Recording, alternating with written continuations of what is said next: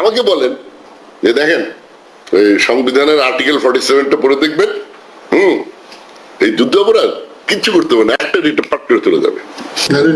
আমরা কি পলাই যেতেছে দেখি 6 ফুট 2 ইঞ্চি লম্বা একটা মানুষ 200 পাউন্ড ওজন, লুকার মতো জায়গা নেই। কি বিরোধের কথা, কই যাবো? বিচার প্রক্রিয়া বাংলাদেশে অব্যাহত থাকতে হবে। তাহলে তো দেখা হবে কারো বাড়িতে আগুন দিছি, কারো মেয়ের নিয়ে ধর্ষণ করছি, বলো রেকর্ড একটু আছে, তখন রেকর্ড একটু দেখাইতে পারবো না, দেখাবো তো তারা বললো হারিয়ার কবির দেখাবে, হারিয়ার কবির, হারিয়ার কবির রেকর্ড প্রত্যেকদিন দেখাইতেছে না, প্রত্যেকদিন দেখাইতেছে না। প্রতিক্রিয়া দেখবে যারা আমাকে নিয়ে নাচছে গত 30 বছর, তাদের প্রতিক্রিয়া দেখবে, আরো বিচার করো। শোনো, যুদ্ধ অপরাধ আমি করে থাকলে আমি কুমিল্লায় করি নাই, ঢাকায় করি নাই, নিশ্চয় করছি চিটাগাঙে। ওই এলাকার মানুষ তো আমরা যুদ্ধ অপরাধী মনে করে না। এখন টঙ্গিপাড়া থেকে যদি এলান দাও যে কি যুদ্ধ অপরাধী, দাও, অসুবিধা কি আছে? আর যে মাছ ধরতে নামছি লুঙ্গি শুকনা থাকবে এই চিন্তা করতে নিশ্চয়ই মাছ ধরতে নামি নাই।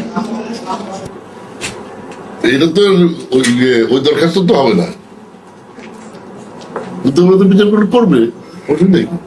আমাদের প্রথম দিনই বঙ্গভবনে ধরছিল হাসিনার নিচে,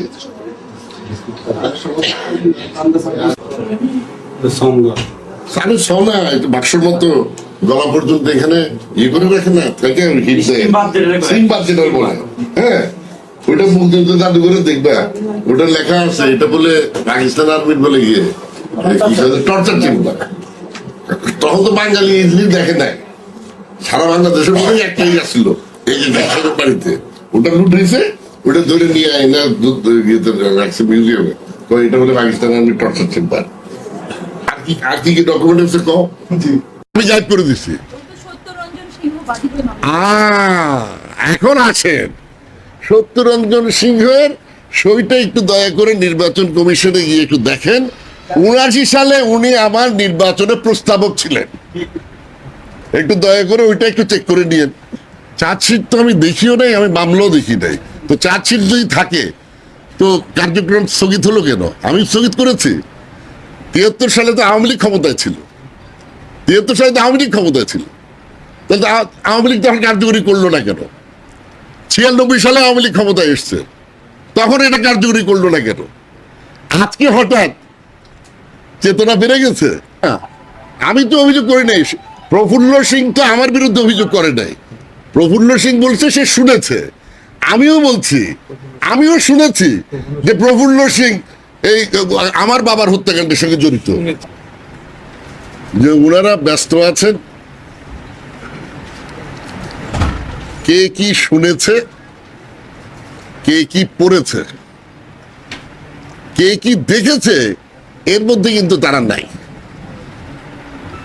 আর যদি তাই হয়, আমার সুনির্দিষ্ট প্রস্তাব হচ্ছে এই ট্রাইব্যুনাল যেন স্থায়ী থাকে, এটা যেন এই কয়েকটা অপরাধ বিচার করে যেন শেষ না হয়। এরকম স্থায়ী ট্রাইব্যুনাল থাকলে রাজনৈতিক ঋতু পরিবর্তন হলে এটার কার্যক্রম যাতে অব্যাহত থাকে, এটা আমার সুনির্দিষ্ট প্রস্তাব, যাতে করে রাজনৈতিক প্রতিপক্ষকে হয়রানি করার প্রক্রিয়া ও অব্যাহত থাকতে পারে। এটা যারা বলে, যে অভিযোগ যারা করে, তারাও কিন্তু বলছে না যে এটা সত্য, তার মধ্যে ওনারা শুনেছেন, ওনারা শুনেছেন। আমিও তো অনেক কিছু শুনেছি, যে জেলখানায় নাকি যিনি বলেছেন উনি নাকি গিয়ে ষড়যন্ত্রে আমার বাবাকে হত্যা করার ষড়যন্ত্রে জড়িত ছিল, এটাও তো শুনেছি। বিশ্বাস তো করি নাই, অন্তত বলি নাই, তাই না? কিন্তু 1973 সালে যে চার্জশিট দেওয়া হয়েছিল সেই চার্জশিটে আপনার নাম আছে।